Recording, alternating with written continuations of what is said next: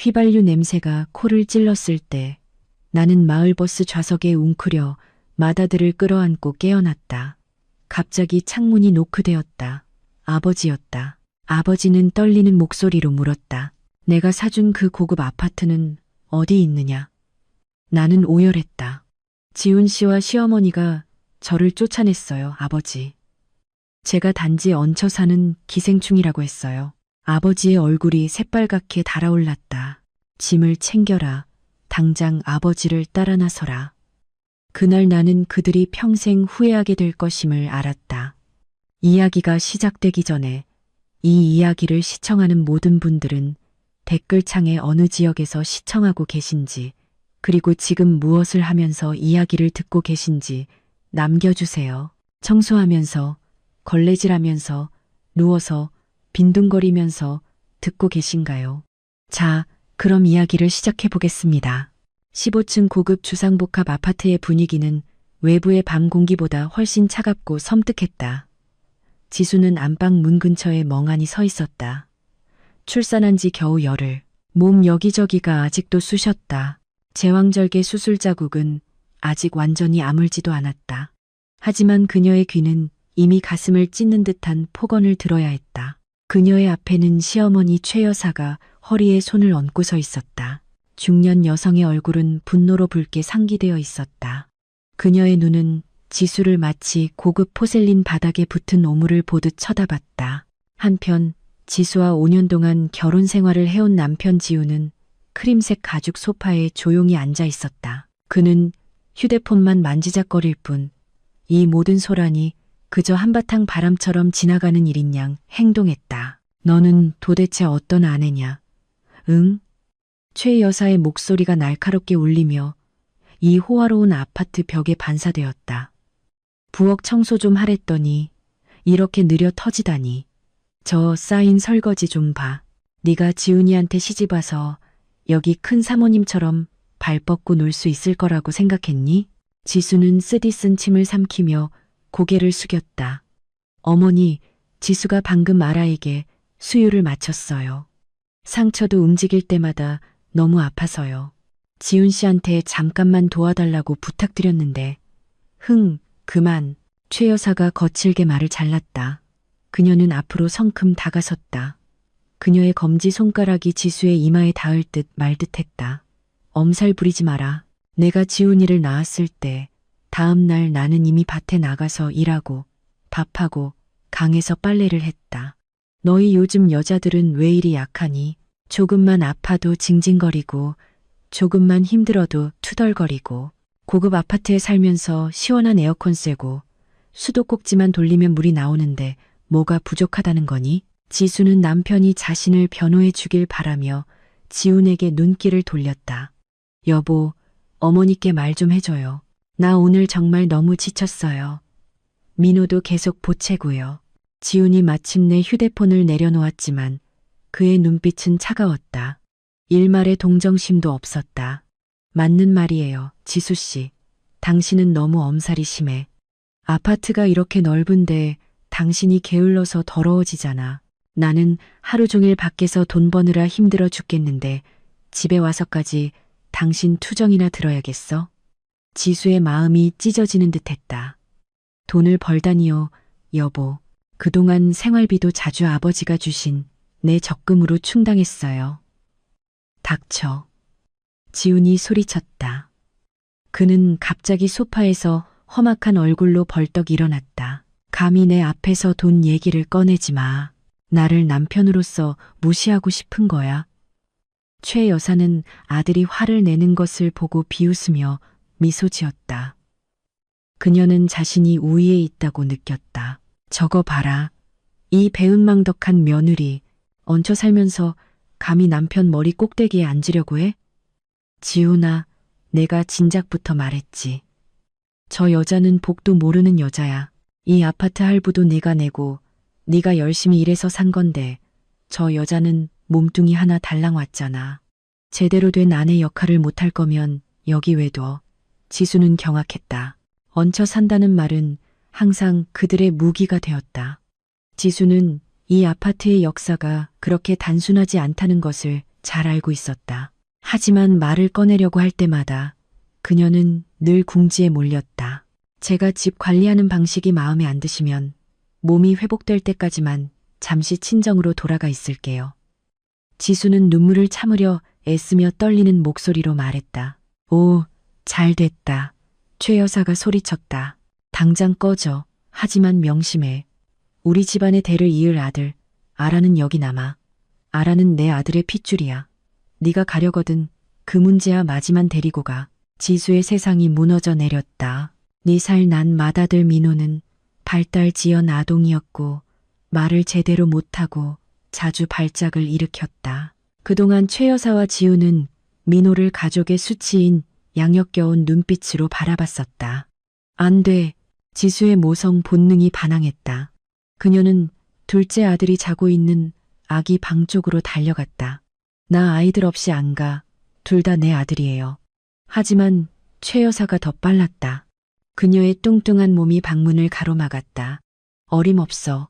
네가 감히 내 금쪽 같은 손자를 데리고 도망칠 수 있을 것 같니? 그 애는 비싼 분유와 좋은 환경이 필요해. 네가 걔를 어디로 데려가려고. 길거리로. 지우는 지수의 팔을 거칠게 낚아채며 아기 방문에서 멀리 끌어냈다. 그 악력은 너무 강해서 지수는 고통으로 신음했다. 여보 아파요. 놔줘요. 지수가 비명을 질렀다. 당장 여기서 나가. 지우는 아파트 현관문 쪽으로 아내를 끌고 갔다. 민호 데리고 여기서 사라져. 정신 차리고 우리 엄마 발에 무릎 꿇고 사과하기 전엔 돌아오지 마. 지수는 발버둥 쳤다. 눈물이 뺨을 적시며 쏟아졌다. 여보, 어떻게 이럴 수가 있어요. 그 애는 우리 아들이잖아요. 모유를 먹어야 한다고요. 분유 먹이면 돼. 최 여사가 뒤에서 가볍게 대꾸했다. 반항하는 엄마 젖먹고 성격까지 담는 것보다 낫지. 지우는 아파트 문을 활짝 열어젖혔다. 거실 구석에서 장난감 차를 가지고 놀던 민호는 엄마가 끌려나가는 광경을 보고 공포에 질려 울기 시작했다. 아이의 특유의 날카로운 울음소리가 지훈을 더욱 격분하게 만들었다. 저 아이도 데려가. 지훈은 민호를 가리키며 소리쳤다. 시끄러워 죽겠어. 지훈이 지수를 밀쳐내자 그녀는 복도 바닥에 털썩 주저앉았다. 그녀는 신발을 신을 틈도 없었다.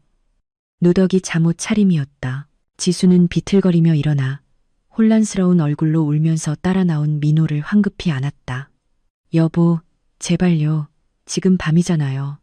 나 현금도 없고 지갑도 안에 있어요. 지수는 닫히려는 문을 붙잡고 애원했다. 지우는 그녀를 덤덤하게 바라봤다. 그건 내 사정이야. 누가 쓸모없는 아내가 되래. 민호 옷이랑 내 옷은요. 지수가 흐느꼈다. 최 여사가 지훈의 등 뒤에서 나타났다. 그녀는 검은 비닐봉투 하나를 지수의 얼굴에 던졌다. 내년이랑 그 미친 아들 옷들. 이거면 충분하겠지. 쾅. 고급 아파트 문이 지수의 코앞에서 굳게 닫혔다. 안에서 열쇠가 돌아가는 소리는 마치 사형 선고처럼 들렸다. 지수는 자신의 약한 주먹으로 문을 두드렸다. 여보, 열어줘요. 내 아기. 내 아기 돌려줘요. 그녀는 절규했다. 하지만 대답은 없었다. 복도의 정적만이 그녀에게 돌아왔다. 몇몇 이웃이 들었을지도 모르지만 아무도 감히 나오지 않았다. 이런 엘리트 아파트에서는 관심과 배려는 희귀품이었다. 사람들은 남의 집안일에 간섭하기보다 귀를 닫는 것을 선호했다. 지수는 다리에 힘이 풀려 바닥에 주저앉았다. 수술 자국에서 오는 통증이 다시 심해졌지만 마음의 고통이 훨씬 더 끔찍했다. 아파트 안에서 희미하게 아기의 울음소리가 들렸다. 둘째 아라의 목소리였다. 그녀의 심장이 산산조각 났다. 민호는 엄마의 목을 껴안고 얼굴을 엄마 가슴에 파묻었다. 엄마, 무서워, 엄마. 아이는 더듬거리며 중얼거렸다. 지수는 민호를 꽉 끌어안고 땀 냄새가 나는 아들의 정수리에 입을 맞췄다. 그녀는 강해져야 했다. 여기서 기절할 수는 없었다. 그녀는 잠옷 주머니를 더듬었다. 텅 비어 있었다. 휴대폰도 지갑도 없었다. 그녀는 정말로 입고 있는 옷과 시어머니가 던진 헌옷이 든 비닐봉지 하나만을 들고 쫓겨난 것이다. 남아있는 힘을 끌어모아 지수는 민호의 손을 잡고 엘리베이터로 절뚝이며 걸어갔다. 아래 로비의 경비원들의 시선이 의아함으로 가득할 것은 뻔했다. 하지만 지수는 더 이상 자신의 자존심 따위는 신경 쓰지 않았다. 그녀가 생각하는 것은 오직 오늘 밤을 어떻게 버텨낼지, 그리고 저 악마 같은 인간들의 손에서 어떻게 자신의 아기를 되찾아올지 뿐이었다. 이것은 지수 인생의 최저점이었다. 과거 자신을 지켜주겠다고 맹세했던 남자에게 쓰레기처럼 버려지고 갓난아기와 격리당하고 그동안 진심으로 모셨던 시어머니에게 모욕당했다. 그러나 산산조각 난 지수의 심장 깊은 곳에는 작은 불꽃 하나가 타오르기 시작했다. 훗날 지훈과 최 여사의 오만함을 모조리 불태워버릴 분노의 불꽃이었다. 밤바람은 뼈마디까지 파고들었다. 지수는 인적이 드문 보도를 따라 정처 없이 걸었다. 민호는 울음을 멈췄지만 피로에 지쳐 발걸음이 점점 무거워졌다. 아이는 계속 안아달라고 칭얼거렸다. 하지만 지수의 수술 자국은 한 걸음 내디딜 때마다 잡아당기는 것처럼 아팠다. 특히 무거운 짐을 들 때면 더욱 심했다. 조금만 참자, 아가. 곧 쉴 수 있을 거야. 지수는 통증을 참으며 속삭였다. 그녀는 어디로 가야 할지 몰랐다. 지금 당장 한 푼도 없이 외지인 친정으로 돌아가는 것은 불가능했다.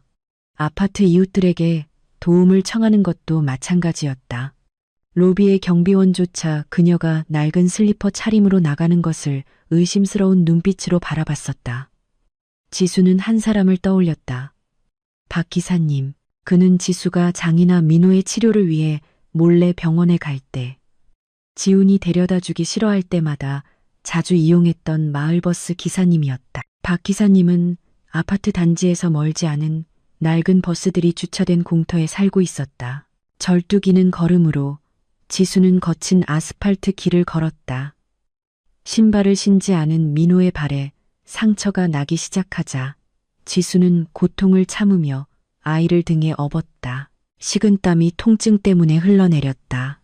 희미한 불빛만 있는 마을버스 차고지에 도착했을 때 지수는 박 기사님이 자신의 낡은 푸른색 버스 유리를 닫고 있는 것을 보았다. 박 기사님. 지수가 목소리를 죽여 불렀다. 그녀의 목소리는 바람에 거의 삼켜졌다. 노인은 고개를 돌렸고 그녀를 보고 놀라 눈이 휘둥그레졌다. 그는 급히 걸레를 던지고 시체처럼 창백한 얼굴의 지수에게 달려왔다. 아이고, 지수씨, 이 밤중에 웬일이세요? 민호는 왜 데리고? 아기 낳으신 지 얼마 안 됐잖아요. 박 기사님은 부어오른 눈과 밑단이 더러워진 잠옷 차림의 엉망인 지수의 모습을 보고 당황했다. 지수의 몸이 비틀거렸다. 박 기사님은 민첩하게 그녀의 어깨를 붙잡고 민호를 내려주었다. 앉으세요, 지수씨. 여기 벤치에 앉으세요. 박 기사님이 건넨 따뜻한 생수 한 잔을 마신 후 지수는 떨리는 목소리로 모든 것을 이야기했다. 쫓겨난 일, 아기를 억류당한 일, 시어머니의 잔인한 비난까지. 소박하지만 따뜻한 마음을 가진 박 기사님은 주먹을 꽉 쥐며 분노에 차들었다. 저런 짐승만도 못한 지훈이라는 작자가 아내와 아픈 아이를 저렇게 버리다니. 박 기사님이 투덜거렸다. 근데 이제 어디로 가시려고요? 지수는 힘없이 고개를 저었다. 모르겠어요, 기사님. 현금도 하나도 없고 휴대폰도 못 가져왔어요. 박 기사님은 깊은 한숨을 쉬었다. 그는 바지 주머니를 뒤져 낡은 지폐 몇 장을 꺼냈다. 지수씨, 저도 요즘 운행이 시원찮지만 오늘 밤은 제 버스에서 주무세요. 저는 다른 기사님들이랑 정자에서 자면 돼요. 길거리에 있는 것보다는 낫잖아요. 위험하고. 지수는 낡은 버스를 바라봤다. 좌석은 찢어진 인조 가죽으로 만들어져 있었고 휘발유와 승객의 땀, 길거리 먼지가 섞인 냄새가 났다. 에어컨이 나오는 아파트의 푹신한 침대와는 너무나도 멀었다. 하지만 오늘 밤 이 낡은 버스는 그녀를 기꺼이 받아주는 유일한 궁전이었다. 정말 감사드립니다, 기사님. 지수는 눈물을 글썽이며 박 기사님의 거친 손을 잡고 인사했다. 그날 밤 지수는 낡은 버스긴 좌석에 민호를 눕혔다. 그녀는 비닐봉지에서 옷가지 몇 개를 꺼내 아들의 베개로 만들었다. 너무 지쳤던 민호는 비좁은 공간 때문에 다리를 구부려야 했음에도 불구하고 곧바로 잠이 들었다. 지수는 버스문 옆에 기대에 앉아 창밖을 바라봤다. 밤하늘은 잿빛이었다. 멀리서 그녀는 이전에 살던 아파트 건물의 꼭대기를 볼 수 있었다. 건물에 반짝이는 불빛은 이 버스 안의 어둠과 극명한 대조를 이루었다. 그녀는 지훈이 지금쯤 시원한 방에서 편안하게 자고 있을 것이라고 상상했다. 아마도 베개를 껴안고 아내와 아이가 길거리에서 얼어 죽었을지 살았을지조차 생각하지 않을 것이다. 그 상상은 지수의 가슴을 답답하게 만들었다. 제왕절개 수술의 육체적 고통은 이제 엄청난 배신의 고통과 뒤섞였다. 엄마를 용서해, 민호야. 지수는 땀에 젖은 아들의 머리카락을 쓰다듬으며 속삭였다. 아직 너에게 편안한 곳을 줄 수 없구나. 모기들이 윙윙거리며 귓가에 달라붙었다. 지수는 민호가 물리지 않도록 계속 손을 휘저었다. 코를 찌르는 휘발유 냄새가 그녀를 메스껍게 만들었다. 저녁을 먹지 않았다는 것을 상기시켰지만 육체적인 배고픔은 마음의 고통에 가려져 느껴지지 않았다. 그녀는 자신의 아라를 떠올렸다. 아기가 울고 있을까?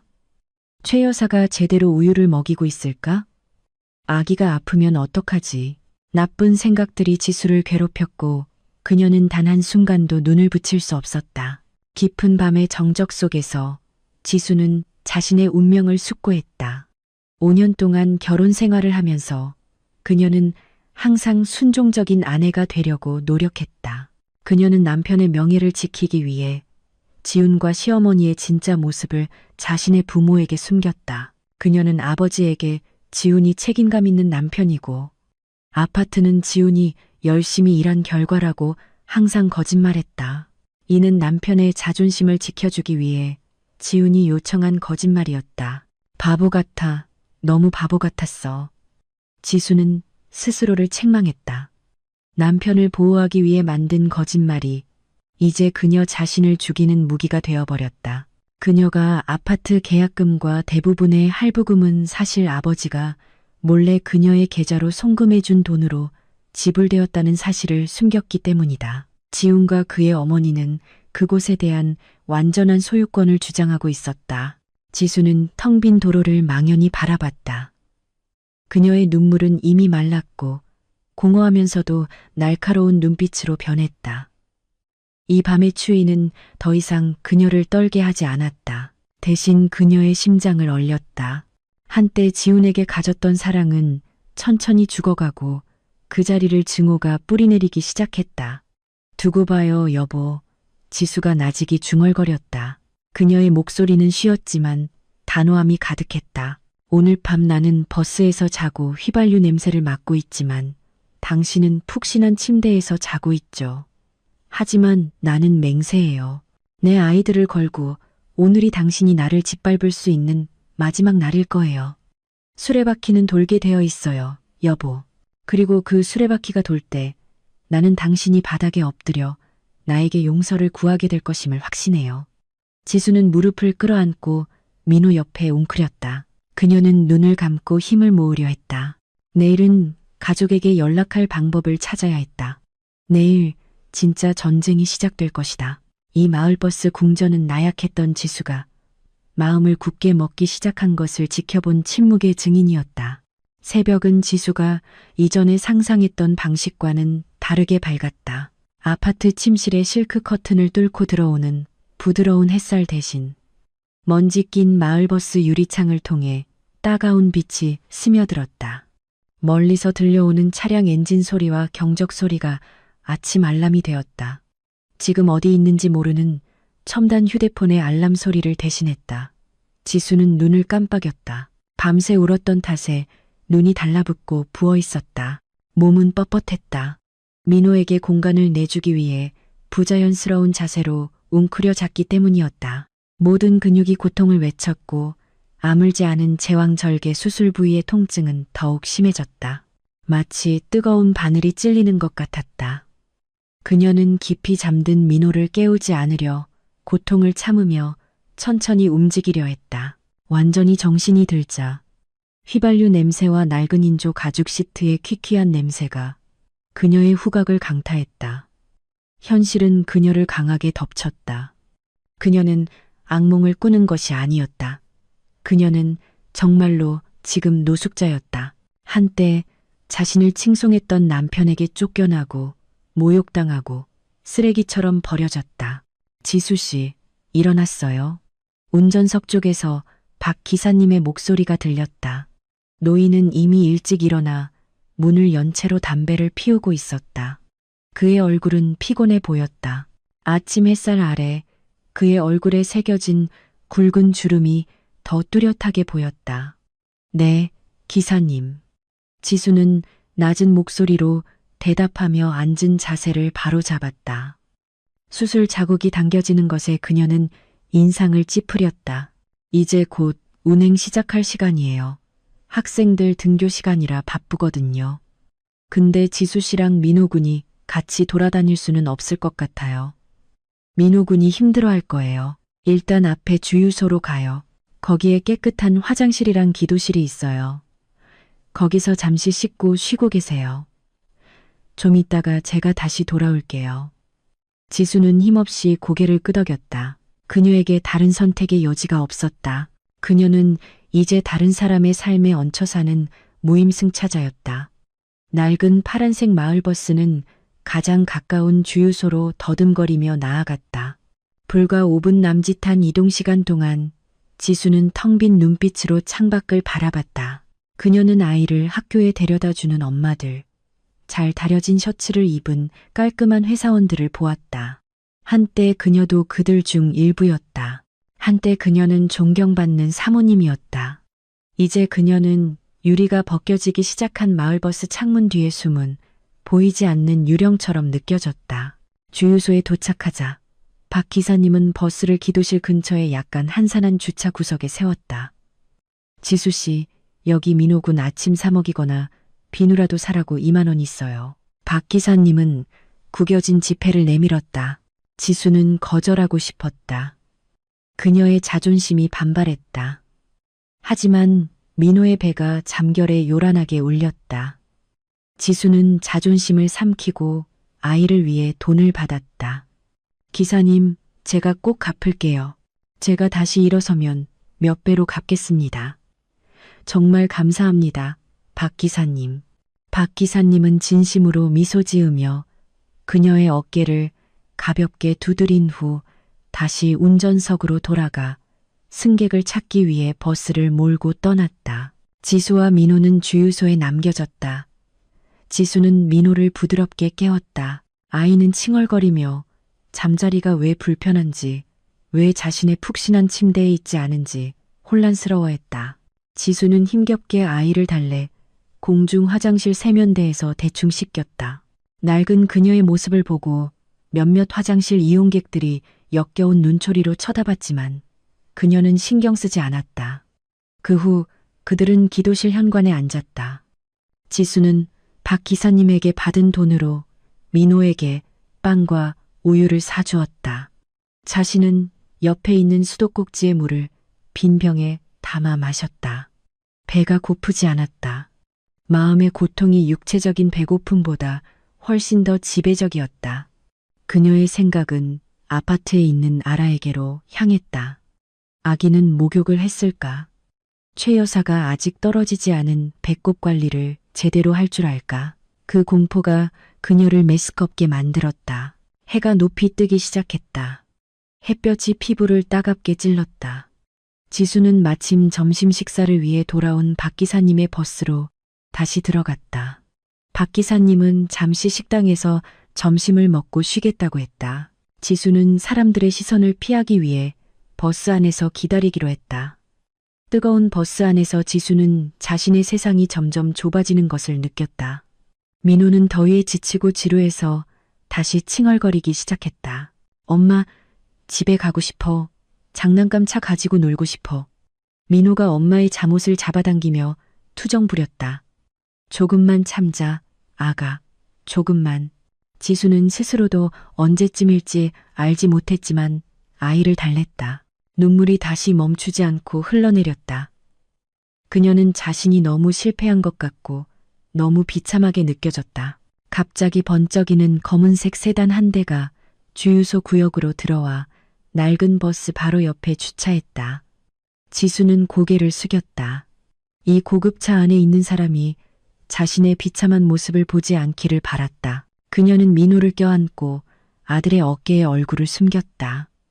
똑, 똑, 지수 옆에 버스 창문이 노크되었다. 노크는 단호했지만 주저함도 섞여 있었다. 지수의 심장이 잠시 멈췄다. 그녀를 쫓아내는 경비원일까? 아니면 다시 그녀를 조롱하러 온 지훈일까? 떨리는 손으로 지수는 천천히 창문 쪽으로 고개를 돌렸다. 세상이 멈춘 것 같았다. 먼지 낀 유리창 너머로 단정하게 정장을 입은 중년 남자의 모습이 서 있었다. 평소 침착했던 그의 얼굴은 충격과 분노, 그리고 무너짐이 뒤섞인 설명하기 어려운 표정으로 가득했다. 아버지였다. 지수의 눈이 휘둥그레졌다. 아버지가 어떻게 여기에? 그녀는 아무에게도 연락하지 못했다. 아버지는 자신의 시력을 확인하려는 듯 거칠게 버스 문을 열었다. 문이 열리자 버스의 뜨거운 공기는 바깥 공기와 뒤섞였다.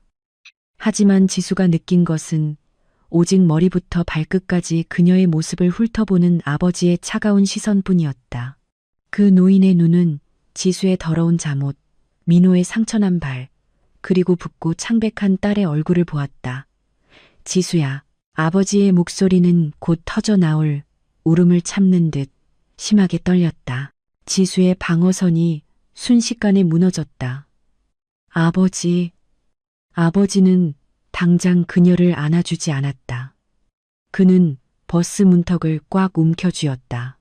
그의 손가락 마디는 하얗게 변했고 그의 시선은 지수의 눈을 날카롭게 찔렀다. 목소리는 낮았지만 단호함이 가득했다. 아버지는 지수의 심장을 곧바로 꿰뚫는 질문을 던졌다. 내가 사준 그 고급 아파트는 어디 있느냐? 왜 내 딸이 노숙자처럼 마을버스 좌석에서 자고 있느냐? 지수의 울음이 터져나왔다. 마치 둑이 무너지듯 폭발했다. 그녀는 버스 밖으로 뛰쳐나와 뜨거운 아스팔트 위에 무릎을 꿇고 남편의 명예를 지키기 위해 그동안 거짓말했던 아버지의 다리를 끌어안았다. 잘못했어요, 아버지. 지수를 용서해 주세요. 그녀는 히스테릭하게 울부짖었다. 엄마가 우는 것을 본 민호도 크게 울기 시작했고 주유소는 순식간에 시선의 중심이 되었다. 아버지는 몸을 숙여 지수의 어깨를 잡아 일으켰다. 그는 구경하는 사람들은 신경 쓰지 않았다. 그는 떨리는 두 손으로 딸의 얼굴을 감싸 잡았다. 대답해 봐라, 딸아. 내 남편은 어디 갔고 너는 왜 여기 있느냐? 지훈 씨와 시어머니가 저를 쫓아냈어요, 아버지. 지수는 그동안 꼭꼭 숨겨왔던 진실을 흐느끼며 털어놓았다. 어젯밤에 몸에 걸친 옷만 입고 쫓겨났어요. 내 아기는 그들이 붙잡아뒀고요. 그들이 제가 그 아파트에 단지 얹혀 사는 기생충이라고 했어요. 제가 쓸모없는 아내라고 했어요.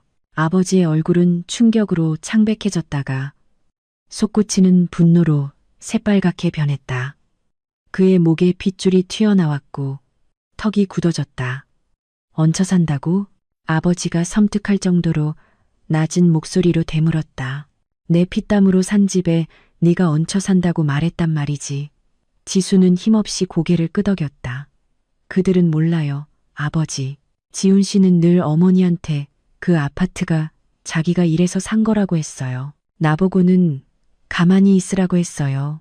지훈 씨가 어머니 앞에서 체면을 지킬 수 있도록 제가 바보같이 가만히 있었어요. 아버지는 잠시 눈을 감고 길게 숨을 들이마셨다가 다시 눈을 떴다. 이번에는 그의 눈에서 슬픔은 사라졌다. 그 자리에는 차갑고 단호한 강철 같은 섬광만이 있었다. 그는 버스 근처에 어색하게 서 있던 박 기사님을 바라봤다. 알고 보니 지수가 화장실에 간 사이 박 기사님이 옛날에 적어두었던 지수 친정집 전화번호로 몰래 연락을 취했던 것이다. 아버지는 박 기사님에게 감사의 고개를 끄덕인 후 다시 지수를 바라봤다. 짐을 챙겨라. 아니, 그 낡은 걸레 같은 옷은 그냥 버려두고 와. 아버지는 지수의 시어머니가 던져준 헌옷이든 검은 비닐봉지를 걷어찼다. 민호만 데리고 당장 아버지 차에 타라. 하지만 아버지, 알아. 내 아기가 아직 거기 있어요. 지수는 멀리 보이는 아파트 건물을 바라보며 통곡했다. 내 아기는 우리가 데려올 것이다. 전부 다 가져올 것이다. 아버지의 목소리는 단호하여 반박할 수 없었다. 하지만 지금 너는 의사가 필요해. 피를 흘리고 있지 않니? 딸아, 네 발을 보렴. 지수는 고개를 숙이고 종아리를 따라 피가 스며 흐르는 것을 그제야 깨달았다. 수술 자국이 무리한 활동과 스트레스 때문에 터지거나 감염된 것 같았다. 그 순간 지수의 시야가 흐려졌고 몸이 휘청거렸다. 아버지는 딸의 몸이 아스팔트에 부딪히기 전에 재빨리 그녀를 붙잡았다. 그날 뜨거운 주유소의 북새통 속에서 지수는 오랫동안 잃어버렸던 보호자의 품을 느꼈다. 딸을 위해서라면 세상이라도 부술 준비가 되어 있는 아버지의 품이었다. 그들이 잠자는 호랑이를 건드린 거야. 아버지는 반쯤 의식이 없는 지수의 귓가에 속삭였다. 오늘 내가 반드시 그들이 내 눈물을 흘리게 한 것을 평생 후회하게 만들 것이다. 병원 소독약 냄새가 천천히 지수를 의식하게 했다. 그녀는 눈을 떴고 자신이 푹신하고 따뜻한 이불이 덮인 침대에 누워있음을 발견했다. 방은 고요하고 시원했다. 몇 시간 전 그녀가 느꼈던 더위와 소음과는 극명하게 대조되었다. 방구석 소파에는 민호가 아버지의 재킷을 덮고 깊이 잠들어 있었다. 그리고 침대 옆에는 아버지가 의자에 앉아 복잡한 표정으로 그녀를 바라보고 있었다. 지수가 정신을 차린 것을 보고 그 노인의 눈에 안도감이 스쳤다. 하지만 그 뒤에는 아직 가라앉지 않은 분노의 폭풍이 숨겨져 있었다. 일어났니? 아버지가 부드럽게 물었다. 그의 손이 지수의 머리카락을 쓰다듬었다. 지수가 어렸을 때 자전거에서 넘어져 다쳤을 때와 똑같은 행동이었다. 지수는 앉으려 했지만 배의 통증이 그녀를 막았다. 많이 움직이지 마라. 의사가 수술 자국에 감염이 생겼고 약간 찢어졌다고 했단다. 며칠 동안 절대 안정을 취해야 해. 아버지가 막았다. 민호는 안전하다. 아까 밥도 많이 먹었어. 지수의 눈가에 다시 눈물이 고였다. 아버지, 지수를 용서해 주세요. 제가 아버지를 실망시켰어요. 저는 아내로서도 엄마로서도 실패했어요. 그만. 아버지가 단호하게 말을 끊었다. 그는 의자를 더 가까이 끌어당겼다. 너는 실패하지 않았어. 단지 너무 착해서 악한 사람에게 이용당한 것뿐이야. 지훈 같은 파렴치한에게 말이다. 아버지는 바닥에 둔 가죽 서류 가방을 집어 열고 갈색 서류철을 꺼냈다. 그는 그 서류철을 지수의 무릎 위에 놓았다. 열어보렴. 아버지가 명령했다. 떨리는 손으로. 그리고 링거 주사를 맞은 채 지수는 서류철을 열었다. 그 안에는 몇몇 중요한 문서들이 들어있었다. 아파트 소유권 이전 등기 서류, 완납 영수증, 매매 계약서. 지수는 그 등기 서류의 소유자 이름란을 읽고 눈이 휘둥그레졌다. 김지수였다. 박지훈도 아니었고 아버지의 이름도 아니었다. 바로 그녀 자신의 이름이었다. 아버지, 이게... 지수는 혼란스러워하며 아버지를 바라봤다. 하지만 지훈 씨는 자기가 대출받아 관리해서 자기 이름으로 등기했다고 했어요. 아버지께서 그때 송금해 주신 돈은 그냥 계약금, 대출금이라고 했고요. 아버지는 거칠게 코웃음 쳤다. 입술 사이로 비웃음이 새어나왔다. 대출금, 할부, 지수야, 잘 들어라. 그 아파트는 아버지가 현금으로 일시불 매입한 것이다. 매달 네가 지훈이 계좌로 송금한 할부금이라고 주장했던 돈은 그저 지훈이의 개인 주머니로 들어간 것이다. 그는 너를 완전히 속인 것이다. 지수의 세상이 빙글빙글 돌았다. 5년 동안 그녀는 남편이 치밀하게 설계한 거짓말의 시나리오 속에서 살았던 것이다. 그녀는 지훈이 직장을 그만두기 전에 그녀의 월급과 아버지의 송금액을 아파트 할부금을 갚아야 한다는 이유로 얼마나 간절하게 요구했는지 똑똑히 기억했다. 지훈은 심지어 지수가 송금을 늦추면 은행에서 전화가 왔다고 거짓말하며 화를 내기도 했다. 근데 왜 한 번도 말씀 안 하셨어요? 지수가 나지막이 물었다. 네가 부탁했잖아, 지수야. 아버지가 슬픈 목소리로 대답했다. 결혼하기 전에 네가 아버지한테 지훈이 앞에서 아파트 가격을 언급하지 말라고 간청했지.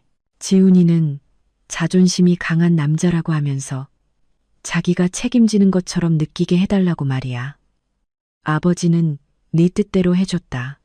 내 계좌로 돈을 송금했고 너는 그 돈으로 아파트를 사게 했지.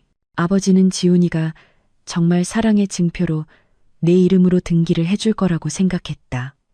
하지만 그는 교활했다. 그는 너에게 구매 과정을 속였지만 법을 속일 수는 없었지.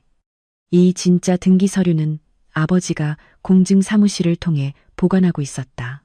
지훈이가 아파트 금고에 가지고 있던 건 아마 위조했을 복사본일 뿐일 게다. 이 사실은 지수에게 육체적인 폭행보다 더 강하게 충격파로 다가왔다. 그래서 그녀는 자신의 집에서 얹혀 산다고 느꼈던 것이다.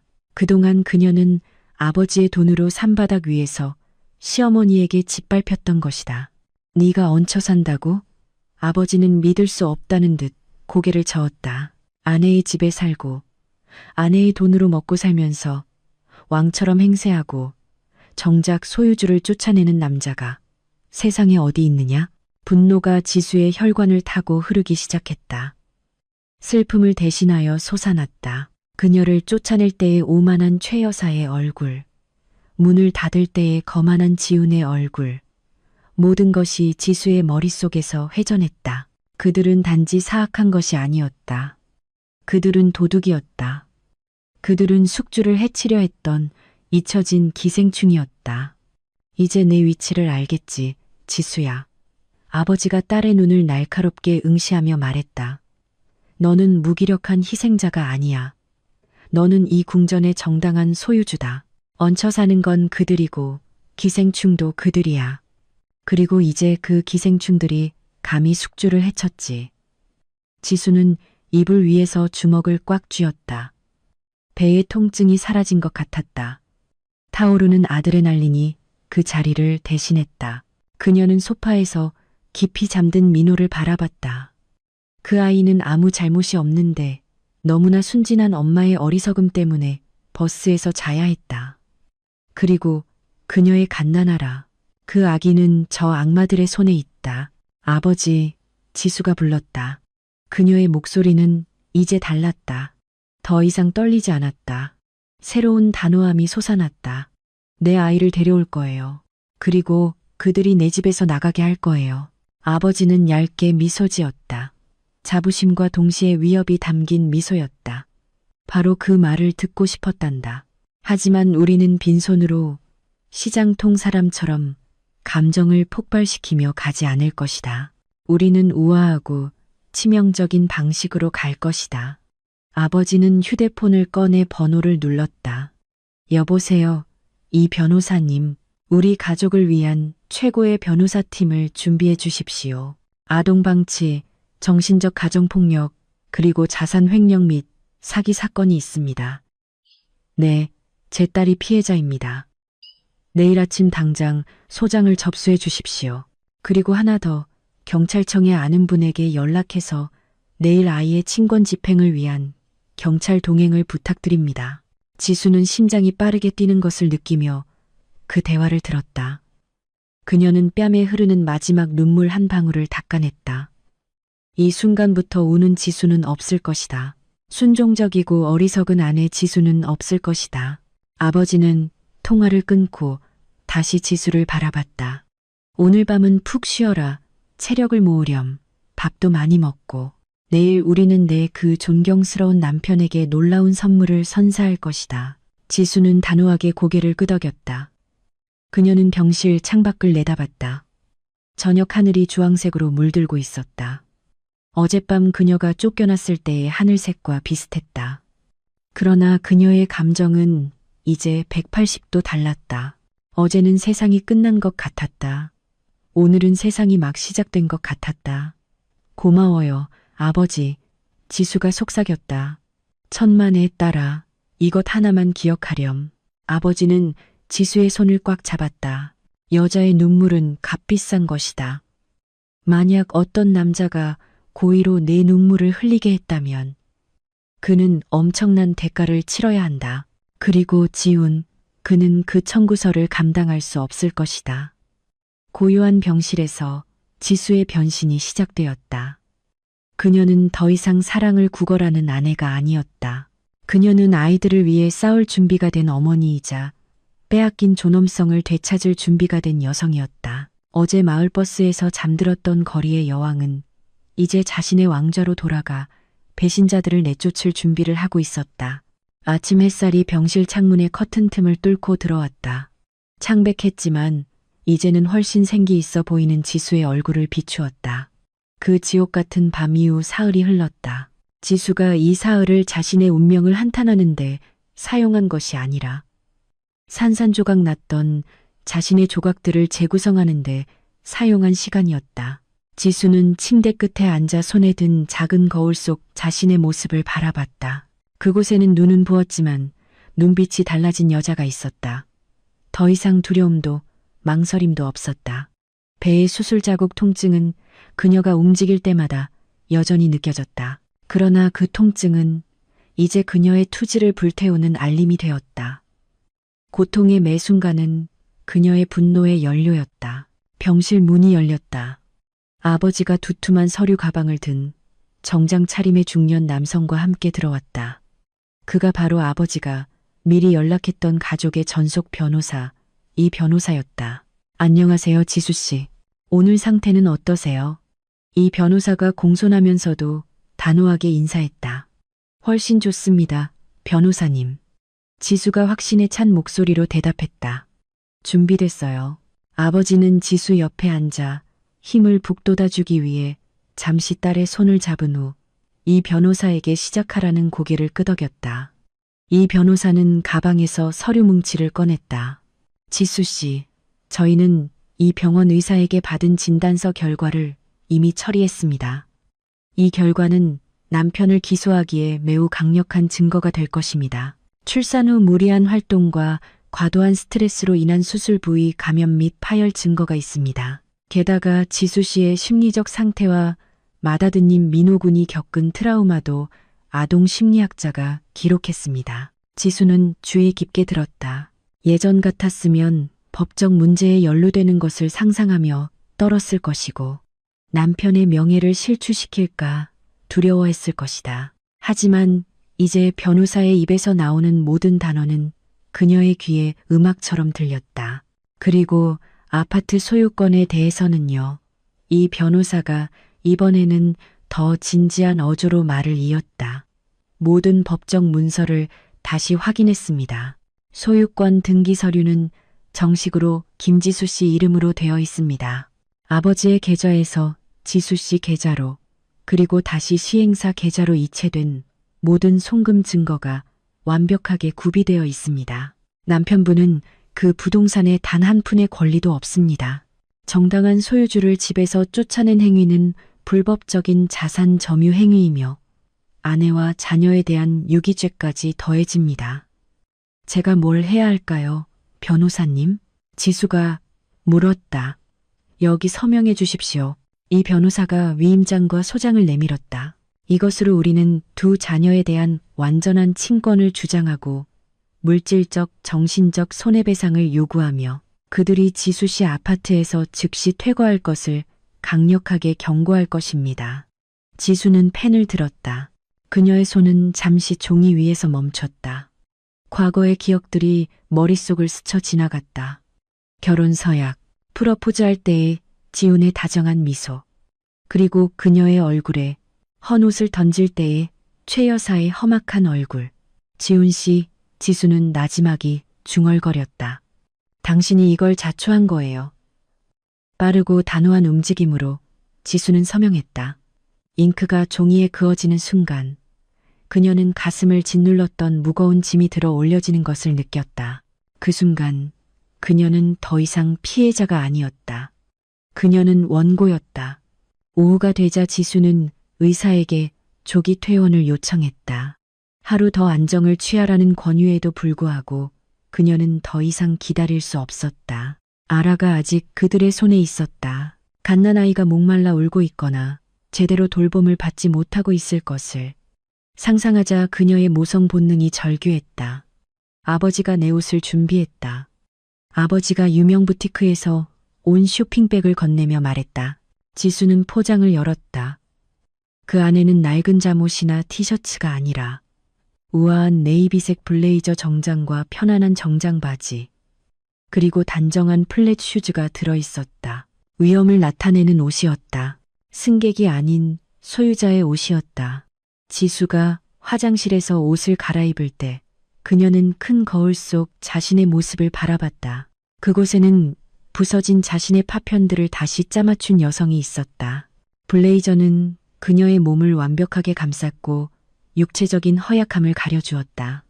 그녀는 창백한 입술에 마르살라 레드 립스틱을 살짝 발랐다. 용기의 색깔이었다.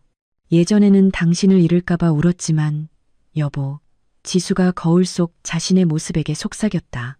이제 당신에게 흘릴 눈물은 더 이상 남아있지 않아요. 내 눈물은 모두 말라 단단한 강철이 되었어요. 오늘 당신은 완전히 다른 여자와 마주하게 될 거예요. 화장실에서 나오자 지수는 민호가 아버지와 로봇 장난감을 가지고 놀고 있는 것을 보았다. 아이는 버스에 있을 때처럼 두려워하지 않고 즐거워 보였다.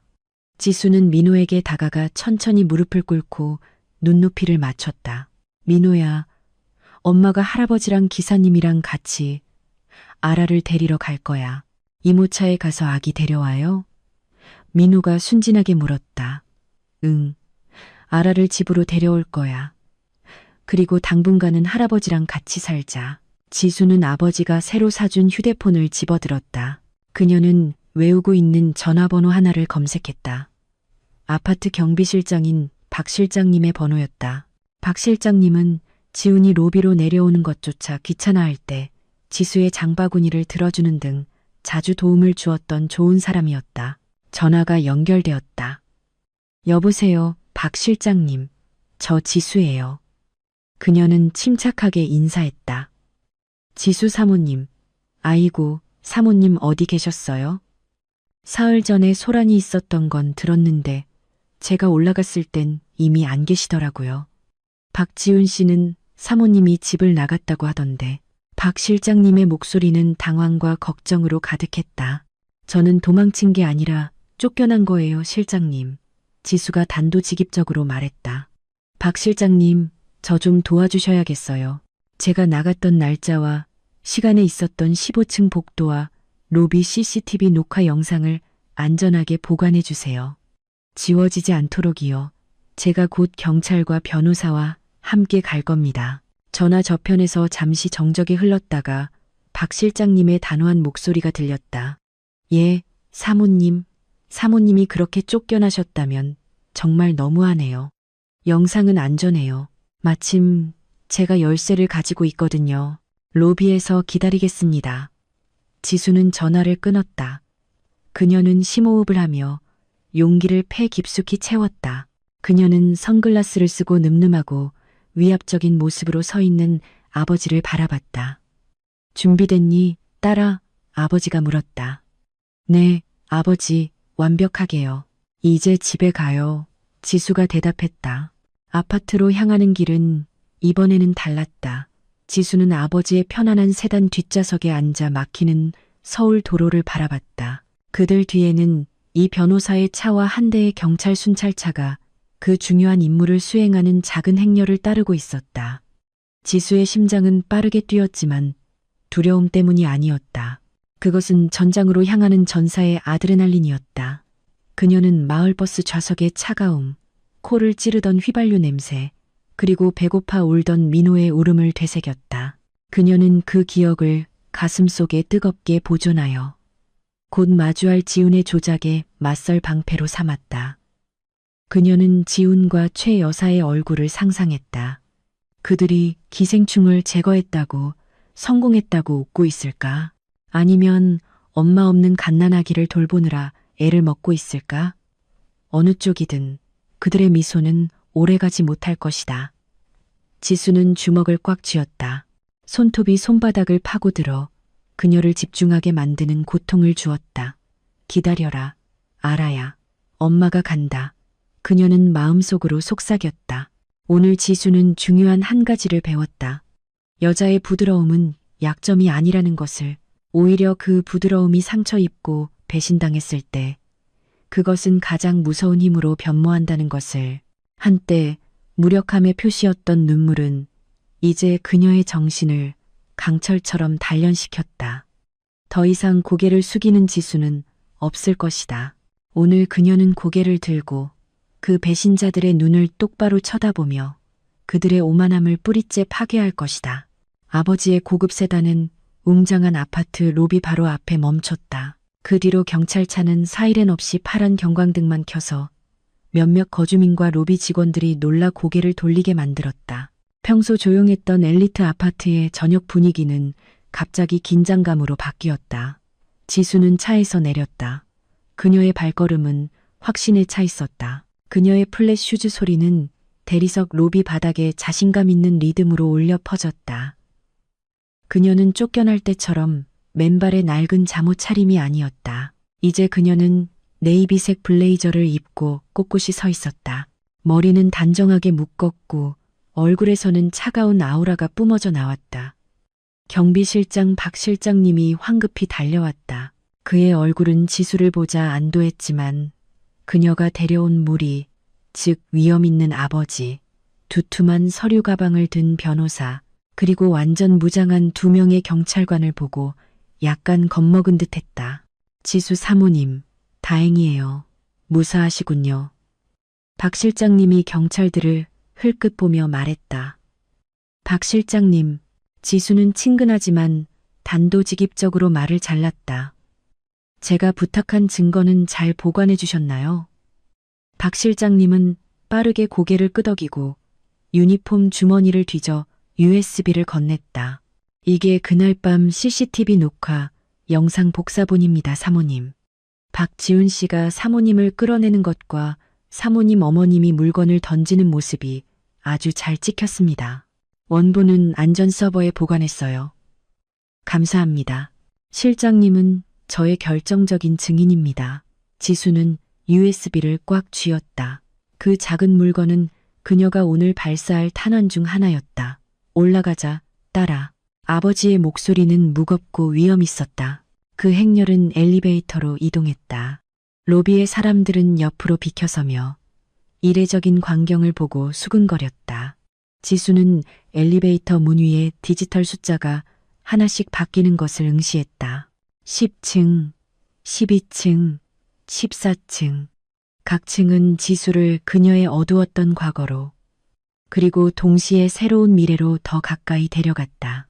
그녀의 가슴은 격렬하게 뛰었지만 그녀의 표정은 읽을 수 없을 만큼 평온했다. 띵! 15층에서 엘리베이터 문이 열렸다. 아파트 복도는 조용하고 차가웠다. 두꺼운 카펫이 그들의 발소리를 흡수했다. 지수는 자신의 이름으로 된 1508호 집을 향해 앞장서서 걸었다. 문에 가까워질수록 지수는 안에서 들려오는 소리를 들을 수 있었다. 날카롭고 지친 아기의 울음소리였다. 아라의 목소리였다. 지수의 심장이 찢어졌다. 그 울음소리는 아기가 몇 시간 동안 쉬지 않고 울었음을 말해주는 듯했다. 그러자 최 여사의 고함 소리가 들렸다. 조용히 못해, 이울보 아기. 네 엄마를 똑 닮았어. 그리고 좌절한 듯한 지훈의 목소리도 들렸다. 엄마, 분유는 줬어요? 너무 시끄러워서 머리가 아프잖아요. 줬지. 근데 젖병을 거부해. 네 엄마 젖을 찾는단 말이야. 네가 지수를 너무 서둘러 쫓아낸 게 잘못이야. 아기가 좀 더 클 때까지 기다렸어야지. 지수는 그 대화를 듣고 피가 끓었다. 그들의 후회는 죄책감이 아니라 단지 귀찮음 때문이었다. 분노 때문에 지수의 손이 떨렸지만 두려움 때문은 아니었다. 그녀는 뒤에 있는 경찰관에게 눈짓을 보냈다. 지수는 초인종을 누르지 않고 경찰이 문을 세게 두드리게 했다. 쿵쿵쿵. 문 여세요, 경찰입니다. 안의 소리가 즉시 멈췄다. 섬뜩한 침묵이었다. 발소리가 급히 문으로 다가오는 소리가 들렸다. 열쇠가 돌아가는 소리가 나더니 문이 살짝 열렸다. 지훈의 얼굴이 문틈으로 나타났다. 그는 수척해 보였고 밤잠을 설치느라 눈이 충혈되어 있었다. 그는 낡은 티셔츠와 반바지 차림이었다. 누구, 방해하게. 지훈의 말이 목구멍에서 멈췄다. 그는 자신의 눈앞에 서 있는 사람을 보고 눈이 휘둥그레졌다. 지수야. 하지만 그가 알던 지수가 아니었다. 평소 두려움에 고개를 숙이던 아내가 아니었다.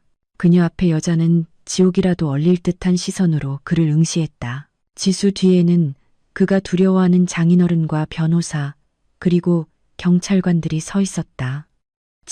지수야. 지우는 말을 더듬었다. 그의 얼굴은 순식간에 수해처럼 창백해졌다. 그는 한 걸음 뒤로 물러섰고 자신의 발에 거의 걸려 넘어질 뻔했다. 지수는 대답하지 않았다. 그녀는 문을 세게 밀어 활짝 열었고 지훈을 더 뒤로 밀어냈다. 지수는 신발을 벗지도 않고 자신의 아파트로 성큼 걸어 들어갔다. 그녀는 그 집의 거실 바닥을 밖에서 신던 신발로 밟았다. 이 집에서 시어머니가 만들었던 어리석은 규칙들을 더 이상 존중하지 않는다는 상징이었다. 아내 광경은 그야말로 난장판이었다. 거실은 어질러져 있었고 분유통과 사용한 기저귀가 테이블에 흩어져 있었으며 안방에서는 퀴퀴한 냄새가 났다. 소파에는 최 여사가 울고 있는 아기를 달래려 애쓰고 있었지만 감정이 격해져 아기를 거칠게 흔들고 있었다. 지수가 경찰과 함께 들어오는 것을 본 최 여사는 입을 쩍 벌렸다. 그녀의 흔들림이 멈췄다. 그녀의 입은 산소 부족한 금붕어처럼 열렸다 닫혔다. 내가 최 여사가 떨리는 손으로 지수를 가리켰다. 감히 네가 경찰을 여기 데려와? 이 배은망덕한 며느리. 지수는 최 여사의 고함에 신경 쓰지 않았다. 그녀의 시선은 시어머니의 품에 안긴 갓난아기에게 고정되었다. 단 한마디 말도 없이 지수는 최 여사 쪽으로 곧장 걸어갔다. 그녀의 눈빛은 너무나 날카롭고 위협적이어서 평소 사나웠던 최 여사조차 움츠러들었고 반사적으로 몸을 뒤로 물렸다. 내 아기를 내놓으세요. 지수의 목소리는 낮았지만 그 공간에 권위 있게 울려 퍼졌다. 이 아이는 내 손자예요. 친권은 아빠한테 있어요. 최 여사가 떨리는 목소리로 버티려 했다. 친권이요. 이 변호사가 한 걸음 앞으로 나서 손에 든 서류철을 펼쳤다. 형법 330조 및 아동복지법에 따라 젖먹이 아기를 산모로부터 강제로 분리하고 방치하는 행위는 범죄입니다. 지금 당장 아기를 넘기지 않으면 아동 유괴 및 아동 학대 혐의로 지금 당장 경찰서로 모시겠습니다. 최 여사의 얼굴은 잿빛으로 변했다. 그녀는 도움을 구하는 듯 지훈을 바라봤다. 하지만 지훈 자신도 건장한 경찰관 2명의 감시 아래 방구석에 멍하니 서 있을 뿐이었다. 뻣뻣한 움직임으로 최 여사는 아기를 건넸다. 지수는 즉시 아들을 품에 안았다. 아기는 익숙한 엄마의 냄새를 맡자 울음을 서서히 그쳤다. 지수는 열이 나는 듯 뜨거운 아들의 이마에 입을 맞췄다. 그녀의 눈에서 눈물 한 방울이 떨어졌지만 그녀는 즉시 그것을 닦아냈다. 지수는 아기를 품에 안은 채 지훈과 최 여사를 향해 돌아섰다. 이제 그녀는 완전했고 무적처럼 느껴졌다. 지훈 씨. 지수가 차갑게 불렀다. 지훈은 침을 삼켰다. 지수야, 우리 좋게 이야기할 수 있잖아. 경찰까지 부를 필요는 없잖아. 우리는 부부잖아. 엄마도 그냥 어제 감정이 격해지셔서. 닥쳐.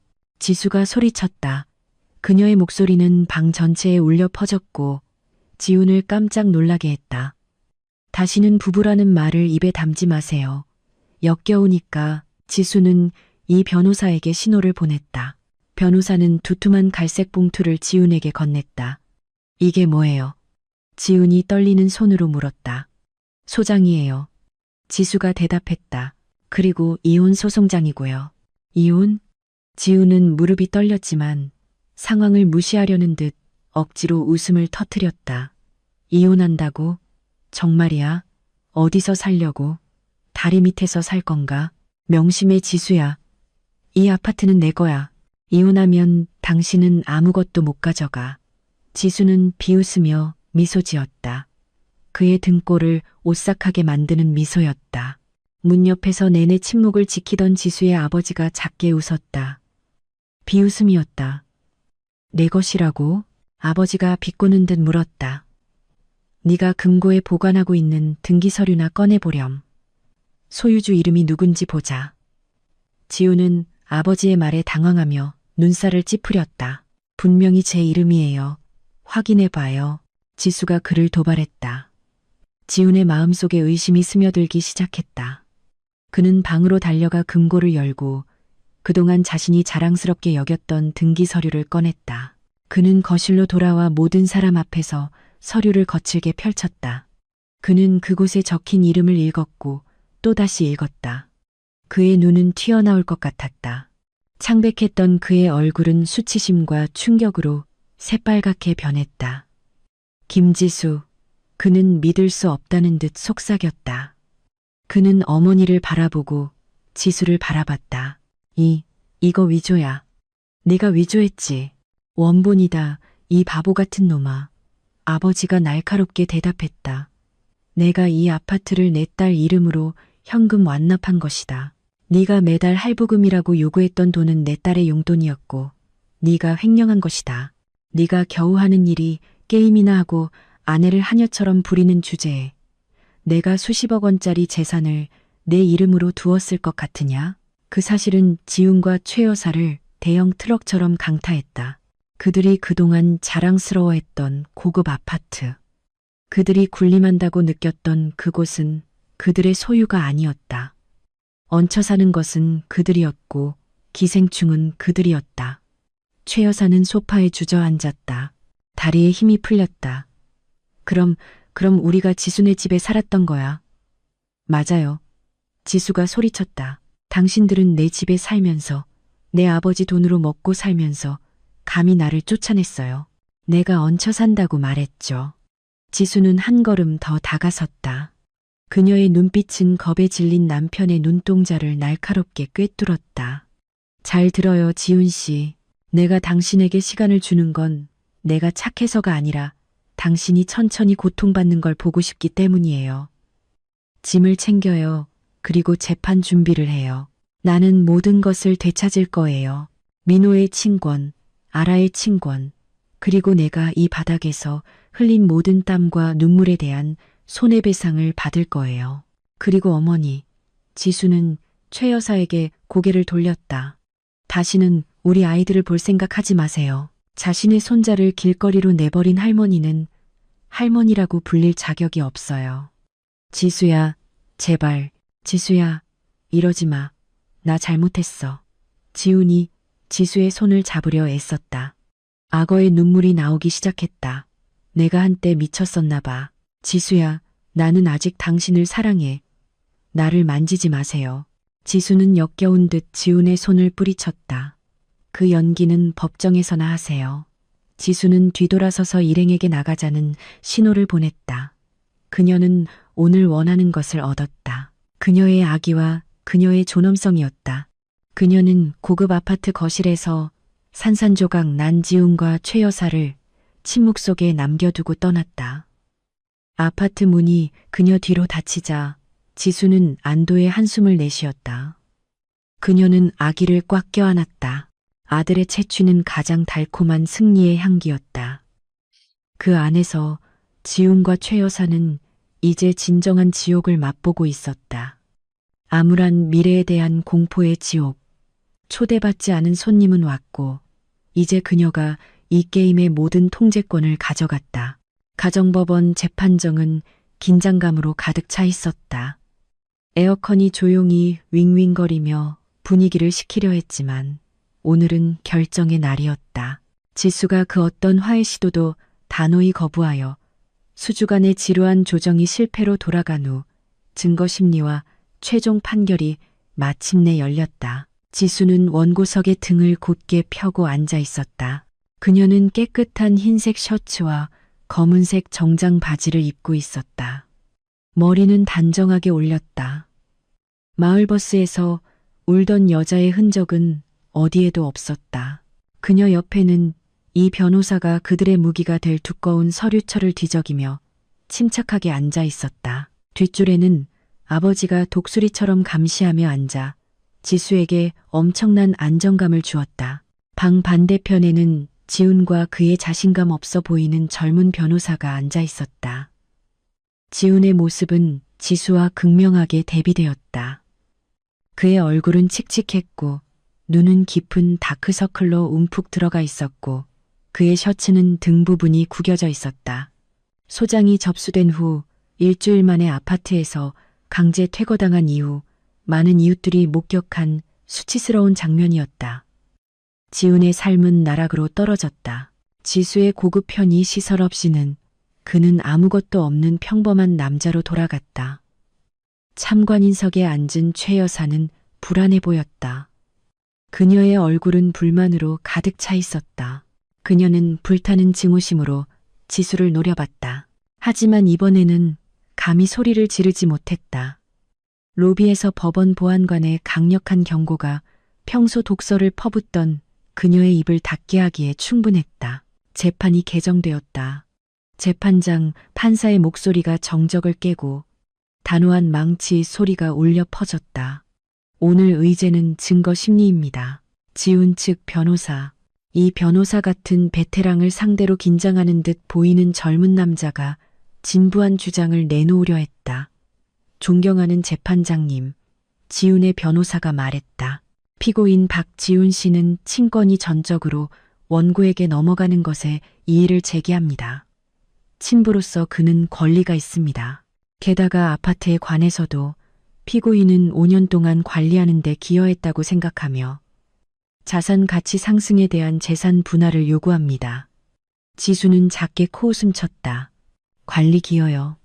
지훈이 한 일이라고는 앉아서 게임하고 바닥을 더럽힌 것뿐이었다. 이 변호사가 침착하게 일어섰다. 반박하겠습니다, 재판장님. 저희는 피고인의 모든 주장을 거부합니다. 친권에 관해서는 피고인과 그의 가족이 장애가 있는 아동과 갓 태어난 아기를 유기한 것에 대한 반박할 수 없는 증거를 가지고 있습니다. 이 변호사는 조수에게 신호를 보내 프로젝터 화면의 증거를 틀게 했다. 아파트 CCTV 영상이 재생되었다. 재판정은 섬뜩할 정도로 조용해졌다. 모든 시선은 가슴 아픈 장면을 보여주는 화면에 집중되었다. 지수가 끌려 나가는 모습, 히스테리하게 울부짖는 민호, 그리고 최 여사가 지수의 얼굴에 쓰레기 봉투를 던지는 모습. 재판에 참석한 사람들 사이에서 놀라움의 웅성거림이 들렸다. 재판장 판사의 얼굴이 굳어졌다. 그는 불쾌하다는 듯 지훈과 최 여사를 바라봤다. 이것은 단순한 부부싸움이 아닙니다. 재판장님. 이 변호사가 말을 이었다. 이것은 산모와 장애 아동을 한밤중에 쫓아낸 잔인한 유기 행위입니다. 자신의 핏줄을 길거리에 버린 사람에게 친권을 줄 자격이 있겠습니까? 지훈은 고개를 깊이 숙였다. 그는 화면을 감히 보지 못했다. 수치심이 그의 목덜미를 기어 올라왔다. 다음으로 재산 분할 요구에 관해서는요. 이 변호사의 목소리가 약간 높아졌다. 자신감으로 가득 차 있었다. 피고인은 금전적 기여를 주장합니다. 은행 거래 내역을 확인해 보시죠. 프로젝터 화면이 바뀌어 복잡하지만 명확한 자금 흐름표를 보여주었다. 지수와 지훈의 은행 거래 내역이 적나라하게 드러났다. 재판장님, 아파트는 원고의 아버지께서 결혼 전에 원고 명의로 현금 일시불로 매입하셨습니다. 따라서 이는 공동재산이 아닌 특유재산입니다. 그리고 피고인이 그동안 자신이 지불했다고 주장했던 할부금은 사실 원고가 자신의 아버지로부터 받은 돈을 피고인의 계좌로 송금했고 피고인은 그 돈으로 전기세와 수도세 같은 공과금만 지불했을 뿐입니다. 나머지는 개인적인 유흥비로 사용되었습니다. 지훈의 신용카드 거래 내역이 공개되었다. 수백만 원에 달하는 개인 바우처 구매, 고가 전자제품 온라인 쇼핑, 그리고 친구들과의 비싼 레스토랑 식사비까지 이 모든 것이 생활비로 사용되어야 할 돈으로 지불되었다. 그렇다면 누가 누구를 부양한 것입니까? 이 변호사가 수사적으로 물으며 지훈을 날카롭게 응시했다. 피고인은 가장으로서의 역할을 실패했을 뿐만 아니라 가게 자금을 횡령하고 아내에게 정신적 조작을 가했습니다. 체크메이트였다. 재판장 판사가 지훈을 돌아봤다. 피고인, 이 계좌 자료에 대해 반박할 증거가 있습니까? 이 아파트를 매입하는 데 사용한 귀하의 개인 급여 명세서나 소득 증거가 있습니까? 지훈은 침묵했다. 그의 입은 굳게 닫혔다. 식은땀이 그의 관자놀이를 타고 흘러내렸다.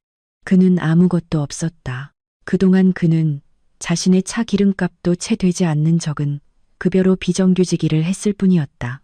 그의 호화로운 생활 방식은 100% 지수가 결코 갚으라고 요구하지 않은 대출에 의존했었다. 저는 지훈이 더듬거렸다. 명확하게 대답하세요. 판사부가 소리쳤다. 없습니다, 재판장님. 지훈이 아주 작게, 거의 들리지 않을 정도로 속삭였다. 뒷좌석에서 최 여사는 손으로 얼굴을 가렸다. 그녀는 평생의 수치심을 느꼈다. 이웃들에게 성공한 사업가라고 늘 자랑했던 그녀의 자랑스러운 아들은 이제 법정 앞에서 그 수치가 발가벗겨졌다. 그녀의 아들은 아내의 치마폭에 기대어 사는 기생충에 불과했던 것이다. 재판부의 짧은 협의 후 판결이 마침내 낭독되었다. 판사의 입에서 나오는 모든 단어는 지훈과 그의 어머니에게 거대한 망치 소리처럼 들렸다. 재판하겠습니다. 판사의 목소리가 울려 퍼졌다. 원고의 청구를 전부 인용한다. 피고인은 원고에게 이혼을 결정한다. 두 자녀의 친권을 전적으로 원고인 어머니에게 부여하며 친부는 제한적인 감독하에 면접 교섭권을 허용한다. 피고인의 재산 분할 청구는 기각한다. 피고인에게 위자료와 양육비로 5천만 원을 지급할 것과 매월 아동 양육비로 교육비 및 의료비를 제외하고 500만 원을 지급할 것을 명령한다. 지훈은 그 금액을 듣고 눈이 휘둥그레졌다. 500만 원이요? 재판장님, 저는 그만한 돈이 없습니다. 저는 지금 실직 상태입니다. 지훈이 판결 낭독을 무심코 중단하며 소리쳤다. 판사는 그를 차갑게 바라봤다. 그것은 법원의 소관이 아닙니다. 피고인은 건강한 성인 남성입니다. 일하세요. 만약 귀하가 이 의무를 태만히 한다면 아동 유기죄에 대한 형사처벌이 귀하를 기다릴 것입니다. 판사가 망치를 3번 쳤다. 판결이 확정되었다. 지수는 길게 숨을 내쉬었다. 어깨 위의 짐이 순식간에 사라졌다.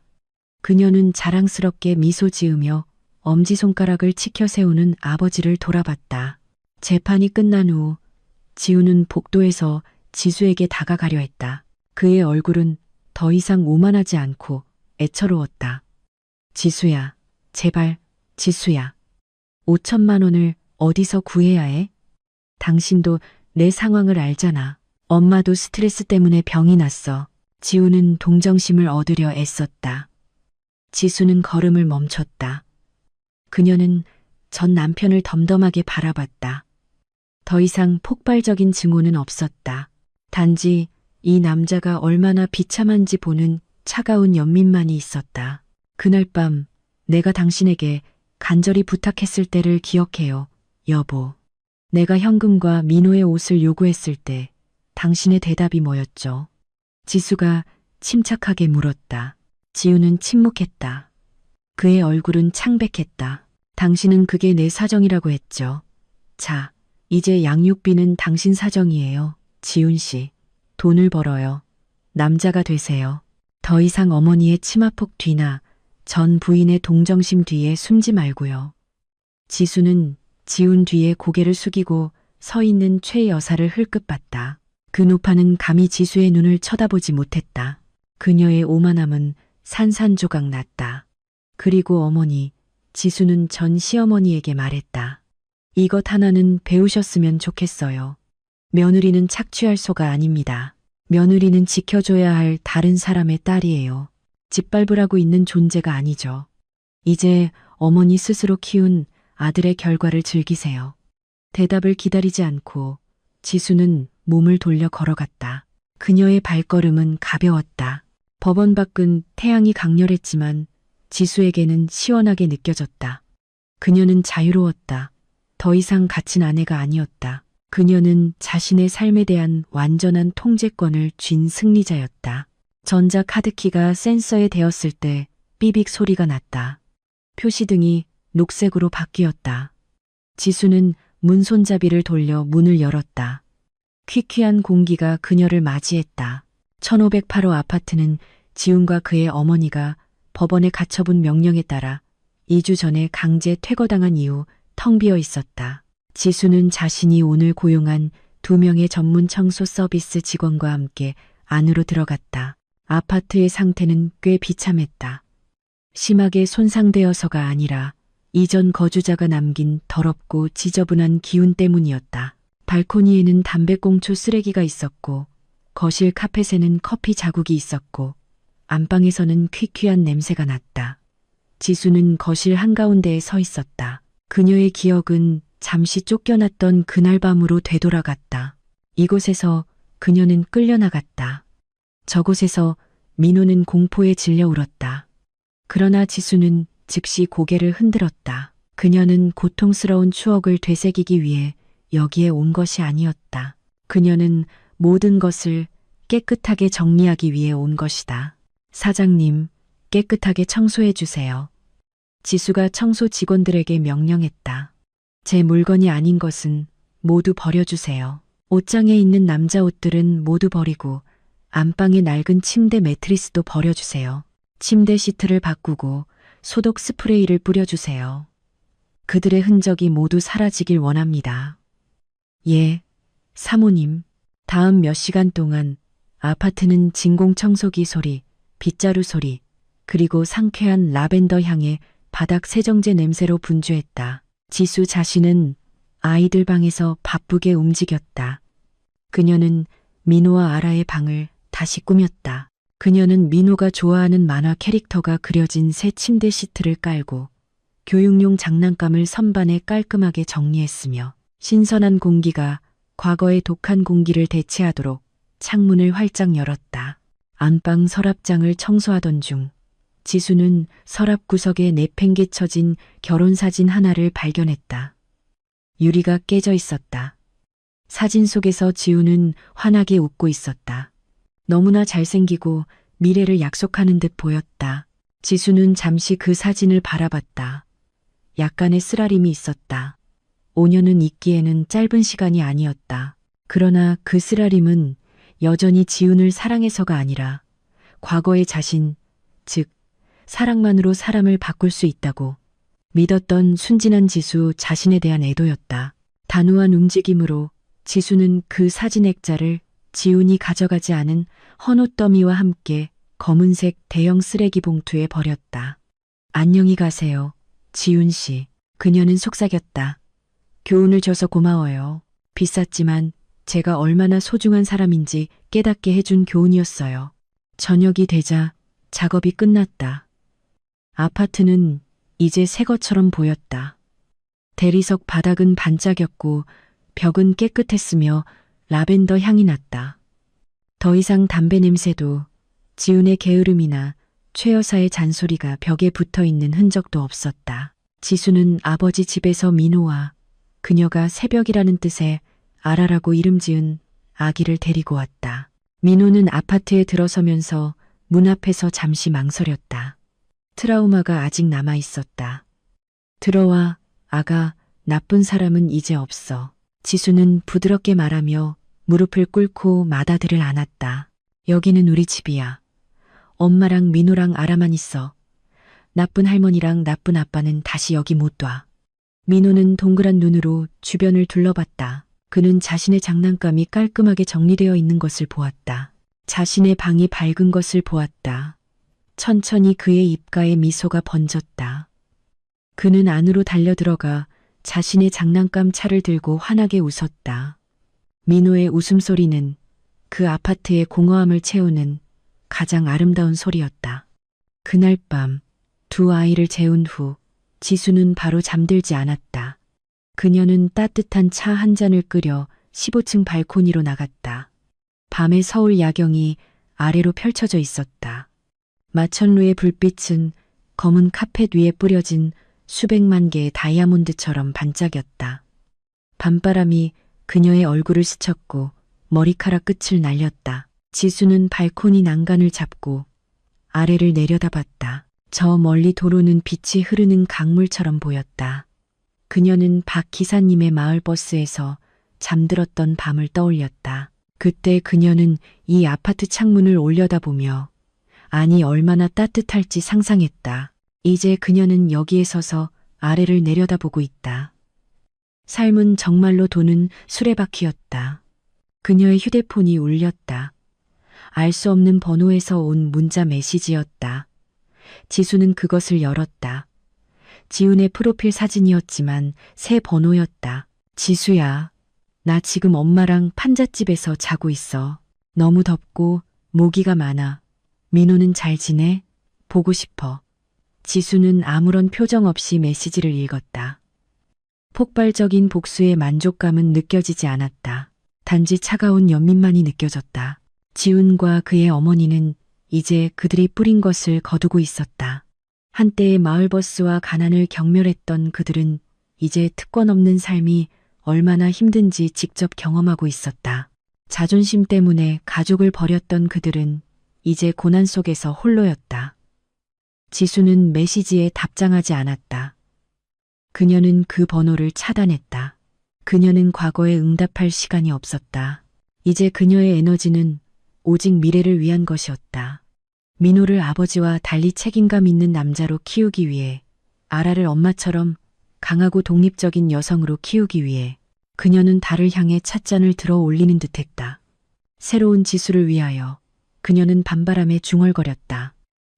너는 더 이상 거리의 여왕이 아니다. 너는 네 자신의 궁전의 여왕이다. 지수는 뒤돌아 발코니를 떠나 유리 미닫이 문을 닫았다. 그녀는 집의 따뜻함 속으로 걸어 들어갔다. 그녀의 아이들이 평화롭게 잠들어 있는 곳, 희생자에서 승리자로 가는 긴 여정은 끝났다. 그러나 독립적인 여성으로서의 그녀의 삶의 여정은 이제 막 시작되었다.